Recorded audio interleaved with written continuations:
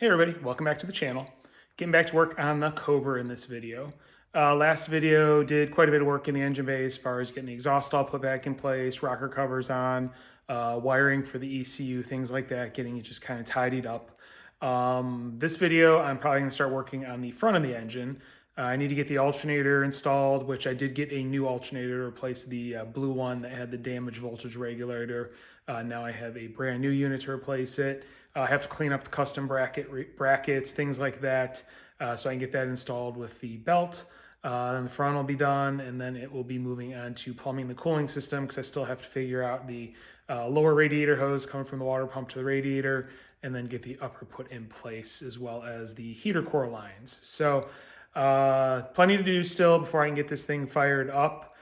So that is where I'm going to be heading back in the engine bay and just trying to get this thing to the point where we can get the ECU started up and everything pre-programmed, and then see if this engine will light and make some noise.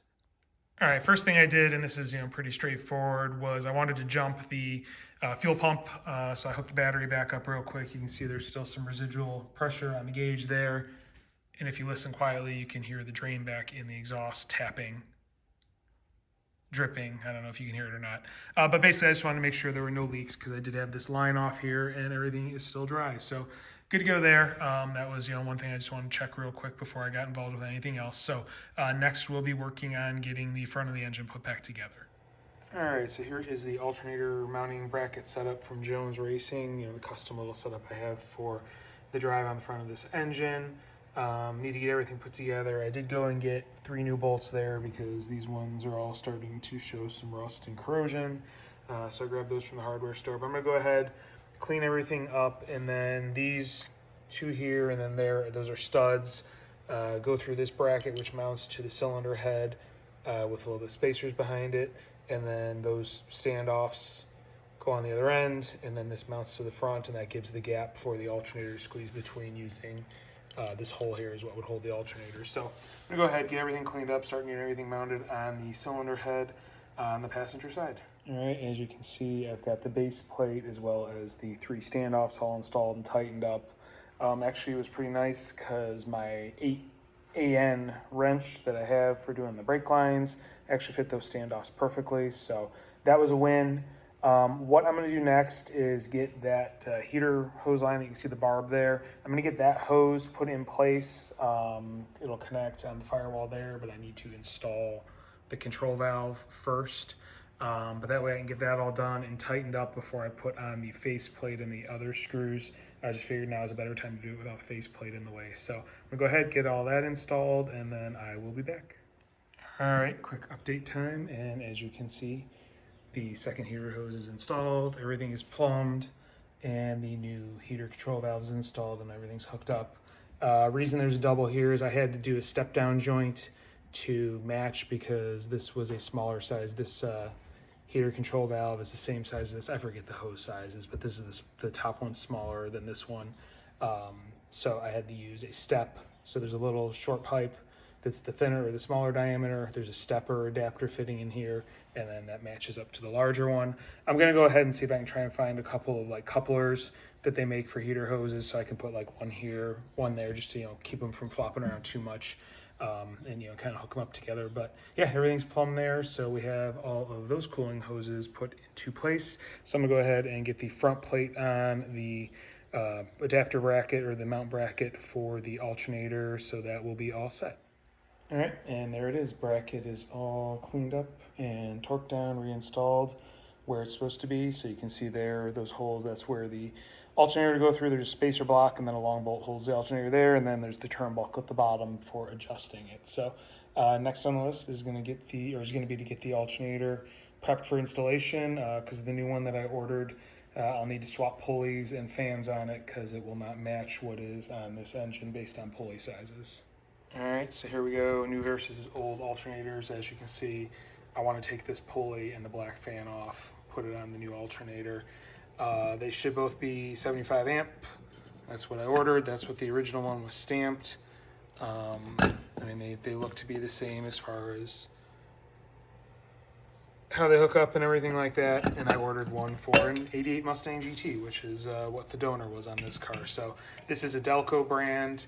I know, GM parts on a Ford, but went to Rock Auto. They didn't have Motorcraft. This is the best one they had. That was an OEM new versus a reman. I didn't want to get a reman. So I'm going to go ahead, swap over fan and pulley from old to new, and then I can go ahead and get this installed. All right, everything is transferred over, tightened down, removed from the old alternator, so good to go here. I can go ahead and start getting this mounted into the engine. All right, so I went to install this and it will not fit. And take a look at this orientation from the backside, and one of these does not look like the other. So it looks like the housing, either somebody clocked it or it comes different from the factory, whatever. This needs to be clocked basically, 1/3 of the way. I should probably have to, I'm thinking I can undo those 3 bolts, clock this, and then tighten it back down. And that will put things where they need to be. Because I need basically this to be the top, if you look at the orientation of this one. So that's what I'm gonna do. I'm gonna unbolt these 3 bolts, clock the housing, and then we'll see if I can get it to go in then. All right, we'll follow up. That was easier than I expected. It was just unbolt those 3 bolts, and then I could spin the front housing on the center magnet or whatever this portion is. This spun freely. This side did not spin because I'm guessing there's all the electronics and magnets and whatnot. But anyway, now we have a match. So now I'm going to go and try round 2 to get this alternator installed on that bracket. So much easier when the part is actually put together the way it's supposed to be to fit. So as you can see, I've got the bolt through, the spacer and everything was all in place. I got it loose and it's loosely snugged down, but I just did it by hand. So you need to get the wiring in, and I can go ahead and try and get the turnbuckle on the bottom, and then get the belt on and get everything tightened up. All right, victory. Things are definitely starting to come together. Alternator, belt, everything's in place, tightened up. I did rerun this wire. This one used to go up and over the steering rack, and to me that made no sense because it was rubbing.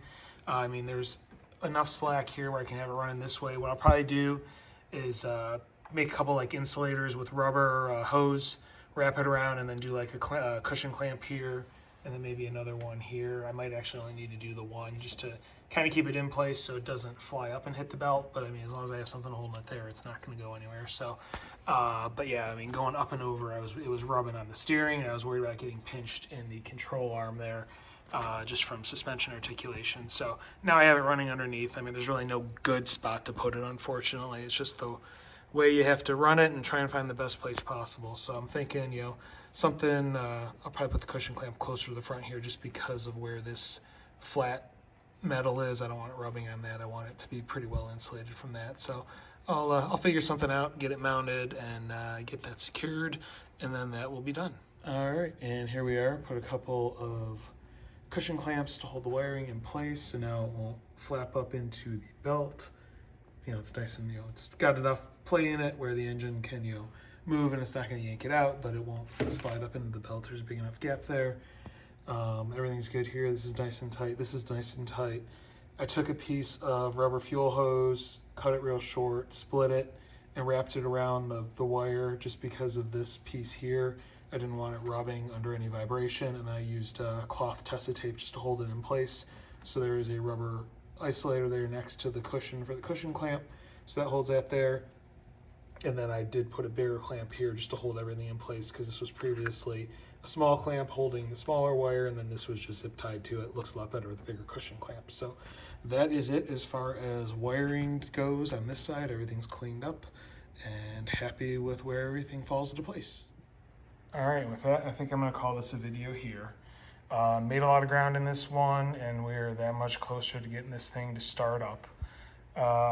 Next video, I'll pick up, I need to run the 2 cooling lines, which are the main radiator hoses. The lower one is definitely much more of a custom job, mixing and matching parts together to make it work. The upper one, I've got one hose that I should be able to cut into pieces and make that work. So that shouldn't be too terrible. I also ordered clamps for the 2 heater core lines just to hook those together. But yeah, we're pretty much at the point where once the 2 radiator hoses are in place It's put the distributor in after priming the oil system, run the spark plug wires, install spark plugs, and then hook up all the EFI parts.